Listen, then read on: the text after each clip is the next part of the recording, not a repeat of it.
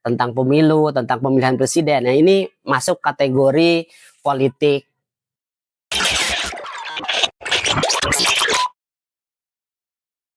Assalamualaikum warahmatullahi wabarakatuh. Hai teman ngopi sekalian, kita jumpa lagi di channel kesayangan kita, Ngohwah Club, yaitu channel tempat kita ngaji dan ngopi, juga tempat kita merajut ukhuwah.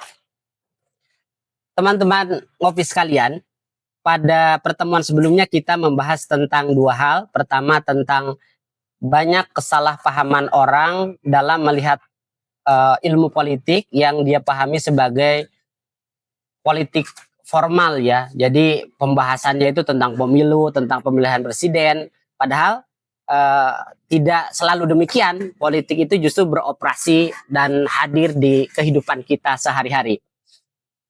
Yang kedua, sebelumnya kita telah bahas tentang definisi ilmu politik, yaitu dari aspek epistemologi. Mohon maaf, dari aspek ontologi, dari apa yang dikaji, dengan mendefinisikan ilmu politik sebagai ilmu yang mempelajari tentang relasi kuasa. Nah, pemahaman berikutnya agar kita lebih sempurna untuk menjadikan ilmu politik ini sebagai pisau analisa dalam kehidupan sehari-hari, kami membagi berdasarkan aktor dan arena atau tempat terjadinya politik itu terjadi, kami membagi politik menjadi 3 kategori. Dan ini kategori yang khas ya dari Ngohwah Club gitu. Tidak akan ditemukan di dalam buku teks manapun. Ini khas kategorisasi dari Ngohwah Club. Pertama, politik mikro, yang kedua politik meso, dan yang ketiga politik makro. Ini untuk melihat kategorisasi di mana politik itu beroperasi secara arena dan aktor. Yang disebut dengan politik mikro itu arenanya terjadi pada diri kita. Nah, sebetulnya di dalam diri kita juga terjadi proses politik atau apa secara tadi definisi tadi terjadi proses politik. Jadi ini kategorisasi politik mikro, di mana di dalam diri kita itu ada arena politik, yaitu hati dan pikiran. Kalau kita sederhanakan, di dalam diri kita itu ada 2 aktor, yaitu aktor yang mendorong kepada kebenaran dan aktor yang mendorong kepada kebatilan. Kalau dalam istilah syar'i, dengan istilah fuzuroha wa taqwaha gitu ya. Hati kita itu dibisikkan untuk berbuat ketakwaan dan kefuzuran atau perbuatan dosa gitu. Nah, di dalam arena kita sebetulnya terjadi proses politik itu, dan aktornya tadi ya, potensi untuk berbuat baik dan dorongan untuk berbuat jahat, bertarung mana yang menang. Arenanya terjadi dalam hati dan pikiran kita berkecamuk. Ini kami sebut dengan politik mikro. Yang kedua adalah politik meso. Politik meso ini secara arena terjadi dalam kehidupan sehari-hari, misalnya dalam konteks rumah tangga. Ini kaitannya lebih, aktornya sudah melibatkan antar individu, bisa suami istri seperti itu. Misalnya di rumah tangga gitu, ada suami memutuskan suatu keputusan misalnya yang katakanlah tidak disetujui oleh istrinya atau disetujui oleh istrinya, itu juga sudah terjadi proses politik. Itu yang disebut kami dengan politik meso. Secara bahasa sebenarnya meso itu pertengahan ya, kalau mikro itu kecil gitu, kecil.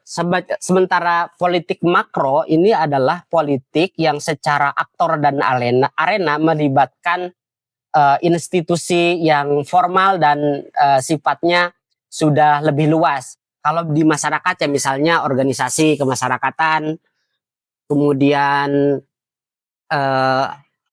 partai politik, dan tentunya pertarungan seperti yang diceritakan di awal yang menjadi biasanya tema obrolan teman-teman di warung kopi, di tempat ngobrol tentang pemilu, tentang pemilihan presiden. Nah, ini masuk kategori politik makro. Dengan demikian kita jadi punya beberapa bahan untuk menganalisa sebuah kejadian politik ya. Pertama, kita sudah punya bekal bahwa politik itu adalah ilmu yang membahas tentang relasi kuasa.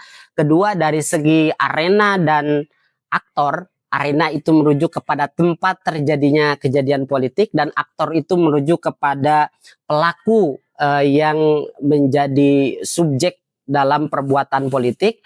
Itu kita kategorikan menjadi tiga: mikro, meso, dan makro. Mikro contohnya tadi itu terjadi pada diri kita. Itu kalau misalnya kita mau kupas dari perspektif ilmu agama, maka ada ilmu khusus yang membahas tentang itu, yaitu ilmu tazkiyatun nufus ya, atau ilmu tasawuf. Itu relate dengan uh, pembahasan politik dari kategori mikro. Sementara yang meso itu konflik yang terjadi atau relasi kuasa yang terjadi antar individu, si A si B, misalnya Udin dan Ahmad, atau Mbak Nur dan Ce Rumaila misalnya, seperti itu. Itu contoh yang meso. Dan yang makro, seperti ini kayaknya yang paling sering menjadi bahasan di masyarakat, yaitu politik formal yang sempat kita bahas. Mungkin itu dulu diskusi kita kali ini, teman ngobrol sekalian. Mudah-mudahan bisa dicerna dan bisa dijadikan alat untuk teman-teman bahan ngobrol ketika ngobrol, dan tools tadi bisa diterapkan sangat mudah sebetulnya tentang relasi kuasa dan pembagian politik itu beroperasi dari segi tempat dan aktornya. Terima kasih, kita jumpa lagi pada video-video berikutnya. Assalamualaikum warahmatullahi wabarakatuh.